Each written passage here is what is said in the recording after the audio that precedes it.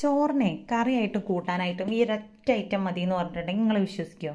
അപ്പോൾ മടിയുള്ള ദിവസങ്ങളിലും തിരക്കുള്ള ദിവസങ്ങളിലൊക്കെ ട്രൈ ചെയ്യാൻ പറ്റിയിട്ടുള്ള ഒരു അടിപൊളി ഐറ്റമാണ്. പാനിലേക്ക് കുറച്ച് ഓയിൽ ചേർത്ത് കൊടുത്തതിന് ശേഷം ഒരു മീഡിയം സൈസിലുള്ള സവാള ചെറുതായിട്ട് അരിഞ്ഞെടുത്തതും ആവശ്യത്തിനുള്ള ഉപ്പും കൂടെ ചേർത്ത് ഒരു ഗോൾഡൻ കളറായി വരുന്നത് വരെ നമുക്കൊന്ന് വഴറ്റിയെടുത്തതിന് ശേഷം അതിലേക്ക് ഒരു തക്കാളിയുടെ പകുതി ചെറുതായിട്ട് കട്ട് ചെയ്ത് ചേർത്ത് കൊടുക്കാം.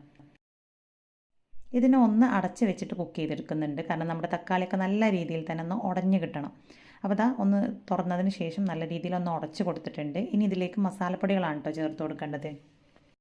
1/4 ടീസ്പൂൺ വീതം മഞ്ഞൾപ്പൊടി, മല്ലിപ്പൊടി, പിന്നെ ഒരു 3/4 ടീസ്പൂണിൻ്റെ അടുത്ത് കാശ്മീരി മുളക് പൊടിയാണ് ചേർത്ത് കൊടുത്തിട്ടുള്ളത്. എല്ലാം കൂടി ചേർത്ത് നല്ല രീതിയിൽ ഒന്ന് ഇളക്കിയെടുത്തതിന് ശേഷം നമുക്കിതിലേക്ക് മെയിൻ താരം നമ്മുടെ മുരിങ്ങയിലയാണ് ചേർത്ത് കൊടുത്തിട്ടുള്ളത്. 1 കപ്പാണ് കേട്ടോ ചേർത്ത് കൊടുത്തത്.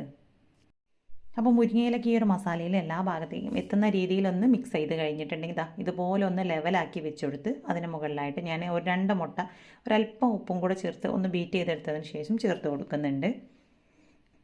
അപ്പോൾ ഈ ഒരു മസാലയുടെ മുകളിൽ ഫുള്ളായിട്ടൊന്ന് ചുറ്റിച്ചിട്ട് വേണം കേട്ടോ തൊഴിച്ച് കൊടുക്കാനായിട്ട്. ഇടയിൽ ഫോർക്ക് സ്പൂൺ വെച്ചിട്ട് ചെറിയൊരു ഹോൾസ് ഇട്ട് കൊടുത്തിട്ടുണ്ടായിരുന്നു കേട്ടോ. അപ്പോൾ ഇതിൻ്റെ ഉൾഭാഗത്തേക്കൊക്കെ നല്ല രീതിയിലായി കിട്ടാൻ വേണ്ടിയിട്ടാണ്. ഇനി ഇതിനെ ജസ്റ്റ് ഒന്ന് ഇളക്കി കൊടുത്തതിന് ശേഷം വേറൊരു പാനിലേക്കും കൂടെ ഒന്ന് തിരിച്ചിട്ട് കൊടുത്തിട്ടുണ്ട്.